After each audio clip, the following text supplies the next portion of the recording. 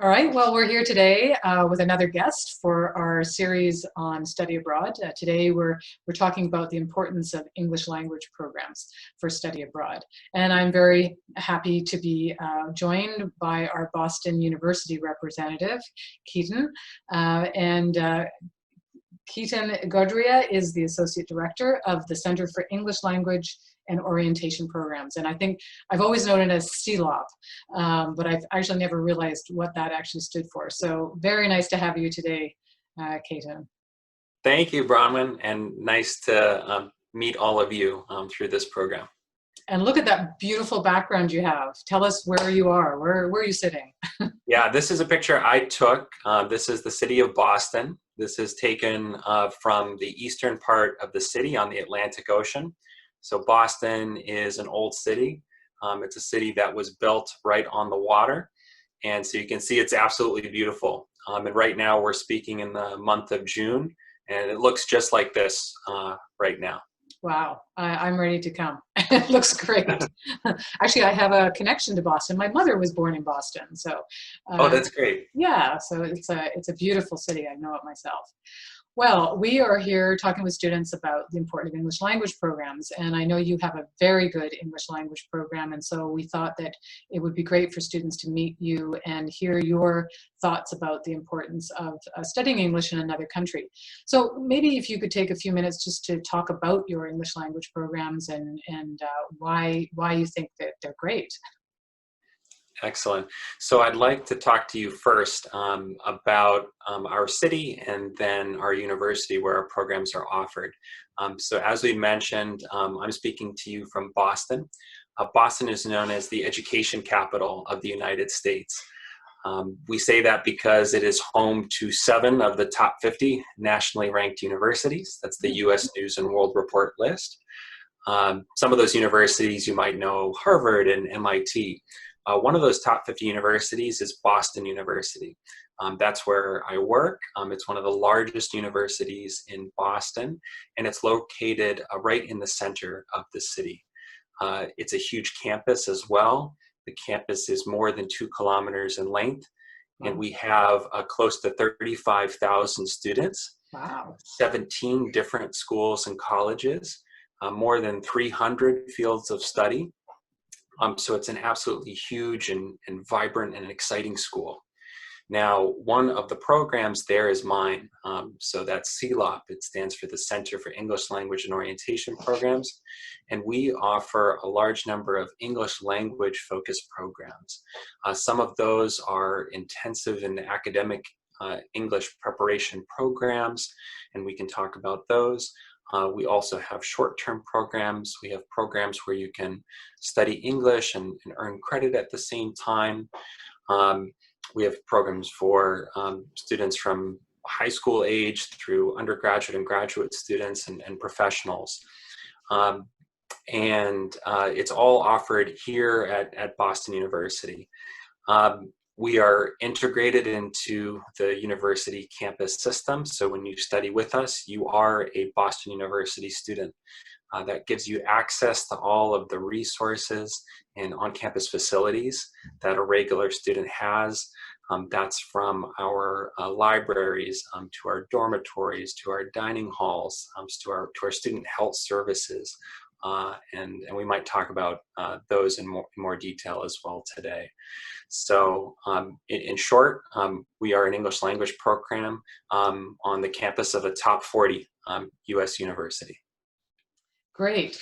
One of the things I know the students are thinking about is, a lot of them are coming for academic study, and there might be students who are thinking, well, it's probably cheaper for me to studying in China English, and what would be in your mind the advantage or the argument for a student coming and learning language in the US, in Boston?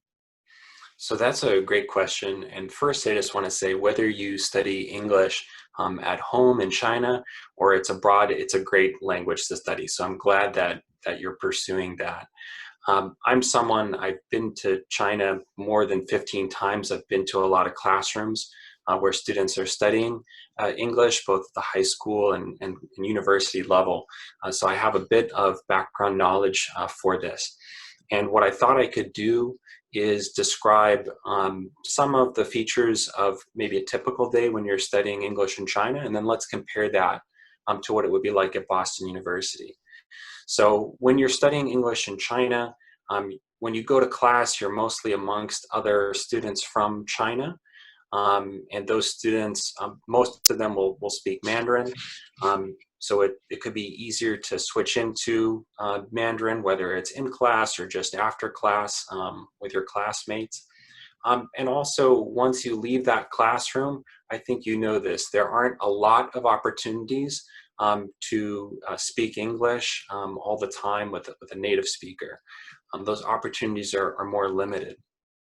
And so when you're going to study abroad, it's a totally different experience from the language perspective as well as a cultural perspective. Right. So I'll give you some examples.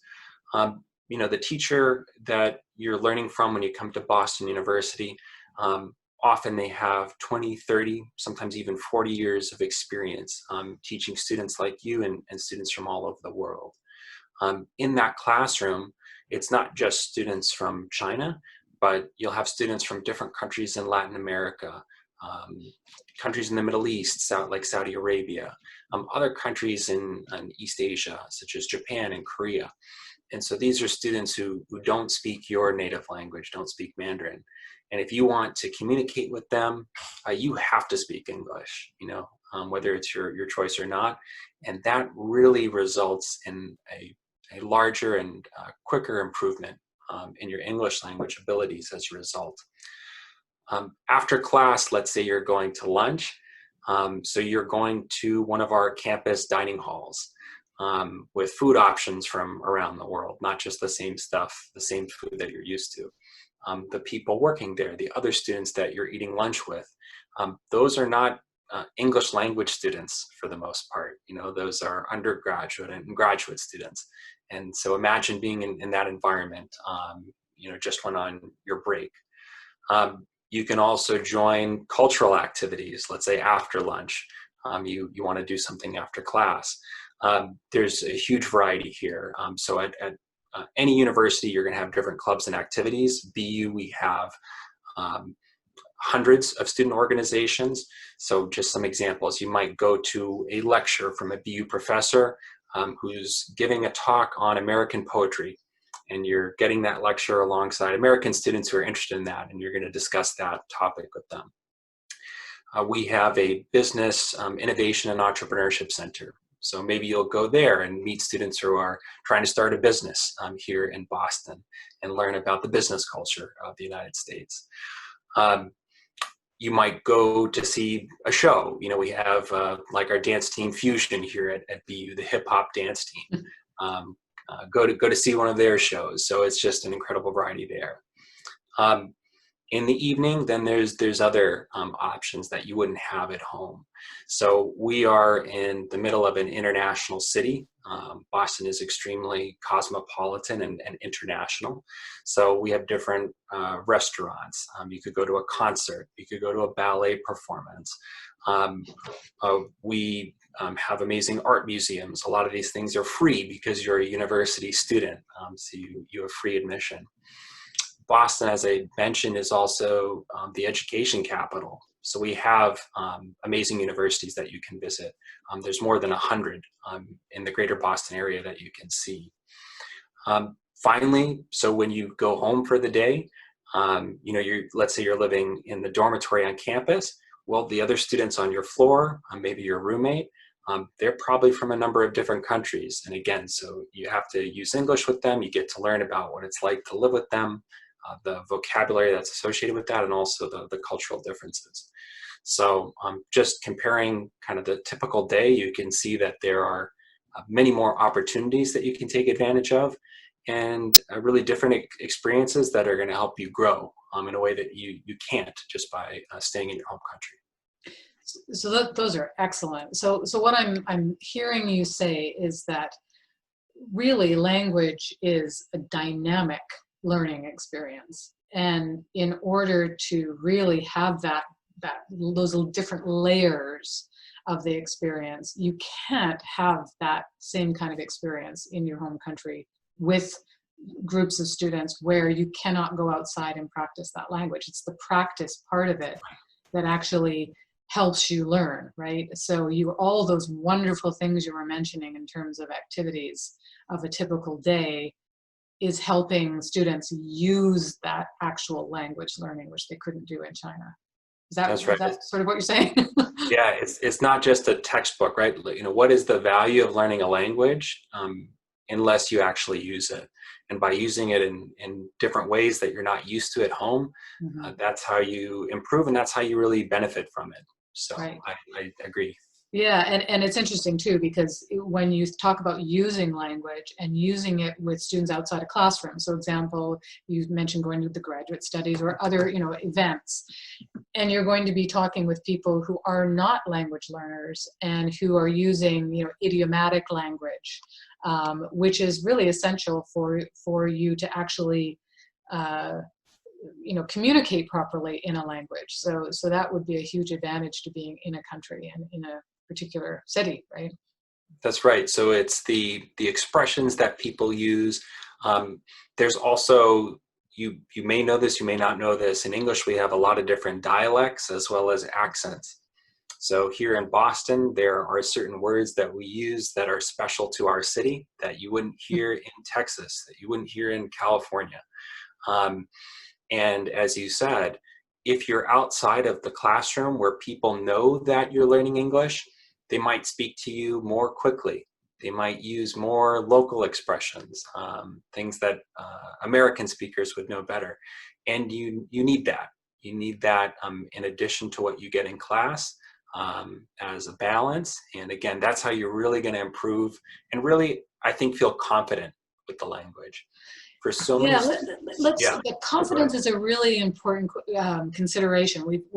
This topic has come up just in terms of studying abroad, but can you sort of talk to your experience of that, even with short-term programs? So many of our students on this course will be taking a short-term study abroad. Yeah. Tell me your experience in terms of what it does for students' confidence to come and learn a language. Yeah, and let me just say, so I'm a student who studied a foreign language when I was in university, and I studied abroad. I did it both for a short-term program. I went abroad for a couple of months for the language I studied, and later I did it for 2 years. So I have experience kind of being in your place for both short-term and long-term studies abroad.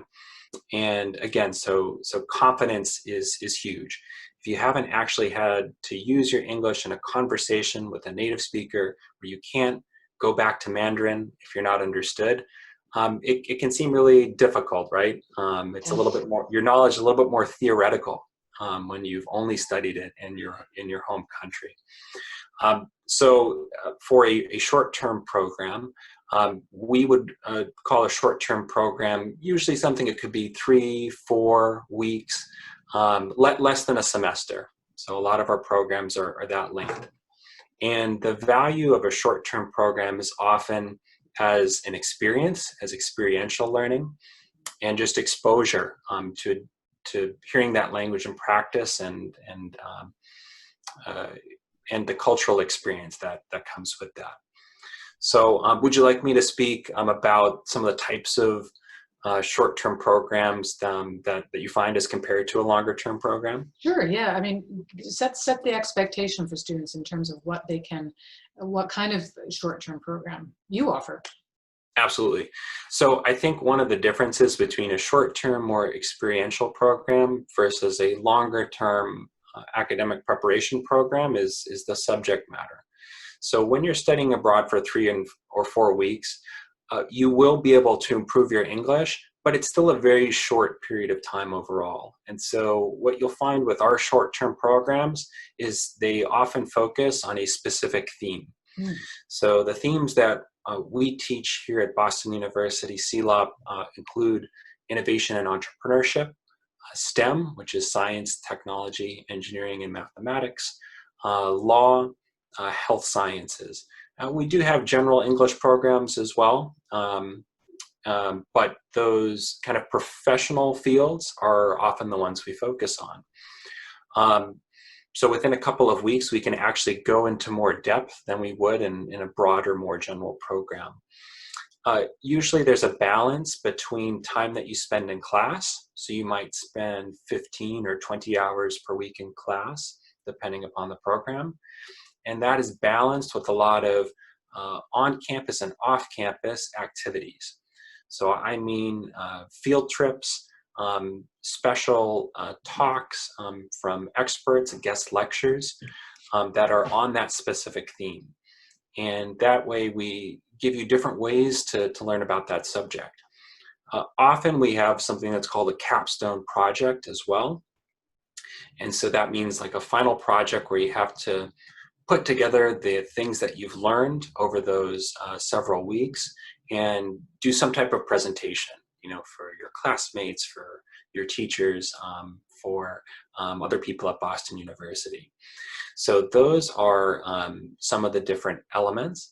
And I can, give you examples of specific programs if that's helpful. But the other thing I would want to say is, who is this type of program for? So I think this is best for students who, maybe you have a busy academic or professional schedule at home. You can only spare a couple of weeks, maybe it's during a vacation, in order to come to the United States. And these short-term programs on a specific theme are really the best way to make use of those months, rather than staying home and doing the things that you're used to. Why not go abroad? It's a lower cost compared to a program that might be a full semester or a full year, but you get a lot of that cultural exposure that you would get otherwise. So, yeah. Wow, you bring up so many excellent points that I bet students haven't really thought of. So you've talked a lot about the experiential component. You've talked about the cultural component, that if you really want to understand a culture, to live it is important. You've talked about building confidence. So I think students often feel that, well, I won't learn very much in 3 weeks. And that may be true, but you're using the language and building your self-confidence, which then allows you to learn more, because you feel better. There's something you said I want to pick up on, and that is great explanation about the kinds of programs you have. That it's not just about studying English. It can be, you can just study English, but potentially you can study English and a subject area that's of interest to you, like you mentioned entrepreneurship and law. So I want to ask you how you think taking a course like that can help students in their future careers. So if I'm, for example, a law student and I come in and study English for law, how do you think that will help me in my future? Yeah, that's a great question. I think whatever professional field you're interested in, the economy today is very global and international. So whatever job you do, having a knowledge of English for your field, having met students, or I should say professionals, in your field from different countries, understanding the cultural differences in terms of how different countries work within your professional field, and being able to talk about kind of a formative personal experience studying abroad. So that's true across all different industries. To give you examples of students from law, for example. So for us at Boston University, we have a School of Law, and we offer legal English programs that combine English language teaching focused on legal English along with law content. So if you are going into a legal English program at Boston University, you're going to be in class practicing legal argumentation, how to present an argument that you would do at a court in front of a judge as a lawyer, for example. But you're also going to have kind of real world experiences. Students in our programs are getting expert lectures from lawyers and legal experts from the School of Law. They are visiting a U.S. state or federal court, meeting with a judge there, observing legal proceedings. Our program also has what's called moot court. So it's like a mock court exercise where you actually have to perform as a lawyer using your English. And so for a student who's doing that, you can just imagine the confidence that you're going to have when you go back to your home country and want to pursue law. And I think just so many companies are looking for people with that international experience. And you will, we say, have a leg up. You will have an advantage over a lot of your classmates who never went abroad, who haven't been exposed to the legal system in practice in other countries, and the knowledge that brings. Yeah, I think you raised many good points there. You know, the idea that understanding your profession in another cultural context is important, and also the fact that in many companies, most companies now are global, and are looking particularly for students who have had an international experience in their profession. I'll go back to something else you said earlier on, and that was one of the advantages of coming overseas to do English is that you're hearing a variety of voices, that English is not made up of one accent, it's not made up of one culture. And so being exposed to people from different races or religions, but speaking English will be important to you if you work in a company and they're seeing that you've had that experience. So it sounds to me as though it really can give you, as you said, a leg up, an advantage by coming and doing English, and potentially matching that or pairing that with a content area. I also like what, I also like what you said about site visits and things like that. I mean, that's something you can't get unless you come to the country. Sorry, go ahead. Oh, sorry. No, I was just going to give one more example because you mentioned that international exposure. So think of, you know, any large company. You know, some of the big names we have in the U.S., whether it's Amazon or it's Google or it's Facebook. And in China, you have huge companies, Tencent and so forth. All of these companies they have to make international partnerships, they have to make international deals. So the larger the company, the more successful company you work for, you're going to have people from your home country needing to interact and make deals with people from the United States, from different countries in Europe, or it's Australia, wherever. And again, so that's something where you're studying abroad, you're getting that cultural experience, but you're learning about the system that other people live in. You know, if you live in a different country, that you make different assumptions, the way that you approach problems is different.